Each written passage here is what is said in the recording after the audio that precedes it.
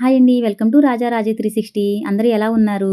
ఎప్పుడు మనం బగారా రైస్, బిర్యానీ ఎప్పుడు స్పైసీగా తింటూ ఉంటాం కదా! ఎక్కువ స్పైసెస్ లేకుండా అప్పుడప్పుడు ఇలా కొబ్బరి పాలతో ఈ రైస్ ట్రై చేయండి. చాలా బావుంటుందండి. పిల్లలు, పెద్దలు చాలా ఇష్టంగా తింటారు. దానికోసం నేను ముందుగా 2 ఆనియన్స్, 2 టమాటాలు, 2 మిర్చి ఇలా సన్నగా కోసి పెట్టుకుంటున్నానండి. మనం పొయ్యి మీద కళాయి పెట్టుకొని దాంట్లో ఓ 4 టేబుల్ స్పూన్ ఆయిల్ వేసుకోవాలి. ముందుగా నేను దీంట్లో బిర్యానీ దినుసులనేది యాడ్ చేయట్లేదండి. ఓన్లీ ఆనియన్స్ మాత్రమే వేస్తున్నాను. ఆనియన్స్ వేసేసుకొని మనం ఈ గోల్డెన్ బ్రౌన్ కలర్ వచ్చే వరకు వేయించుకోవాలి. ఆ తర్వాతే మనం దీంట్లో బిర్యానీ దినుసులనేది యాడ్ చేస్తాం. అప్పుడు మనకేంటంటే ఆ ఫ్లేవర్ అనేది ఈ ఆనియన్స్‌కి పడుతుంది. అప్పుడు టేస్ట్ ఇంకా బావుంటుంది. అది వేగే లోపల నేను మిక్సీ జార్‌లోని సన్నగా కట్ చేసి పెట్టుకున్న కొబ్బరి ముక్కల్ని పాలు తీసి పెట్టుకుంటున్నానండి. ఇంగోండి ఇప్పుడు గోల్డెన్ బ్రౌన్ కలర్‌లో వచ్చేసింది కదా ఆనియన్స్. దీంట్లో నేను బిర్యానీ దినుసులనేది యాడ్ చేసేసుకుంటున్నాను. దాంట్లోనే 2 పచ్చిమిర్చి, కట్ చేసి పెట్టుకున్న టమాటాలు కూడా వేసేసుకున్నాను.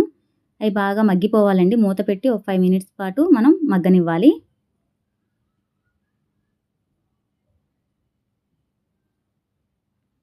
దీంట్లోనే ఒక స్పూన్ అల్లం వెల్లుల్లి పేస్ట్ కూడా వేసుకోవాలండి. అది పచ్చివాసన పోయేదాకా వేయించుకోవాలి. ఇప్పుడు మనం కొత్తిమీర, పుదీనా కూడా యాడ్ చేసేసుకుంటున్నాము. అది కూడా మనకి పచ్చివాసన పోయేదాకా వేయించుకోవాలి. పిల్లలు చాలా ఇష్టపడతారండి. ఎక్కువ స్పైసీగా ఉండదు. చాలా బావుంటుందండి ఈ రైసు. ఇప్పుడు మనం కొబ్బరి పాలు తీసి పెట్టుకున్నాం కదండీ! ఈ కొబ్బరి పాలు కూడా దాంట్లో వేసేసుకోవాలి. నేను మొత్తం కొబ్బరి పాలే వేయట్లేదండి. సగం క్వాంటిటీ కొబ్బరి పాలు, సగం క్వాంటిటీ వాటర్ కూడా కలుపుకుంటున్నాను. నాకు గ్లాసున్నర కొబ్బరి పాలొచ్చినియి. గ్లాసున్నర వాటర్ కలుపుకున్నాను. దాంట్లోనే సరిపడా సాల్టు, అలాగే కొంచెం టేస్టింగ్ సాల్ట్ అండి. ఒక్క చిటికెడే వేసుకున్నాను నేను. ఈ ఎసరు మరిగే లోపల మనకు ఒక అరగంట ముందు బియ్యం కడిగి పెట్టుకున్నాం కదండీ! వాటిల్ని కూడా దీంట్లో వేసేసుకోవాలి. ఒక అరగంట ముందు నానబెట్టుకుంటే రైస్ అనేది చాలా వస్తుందండి.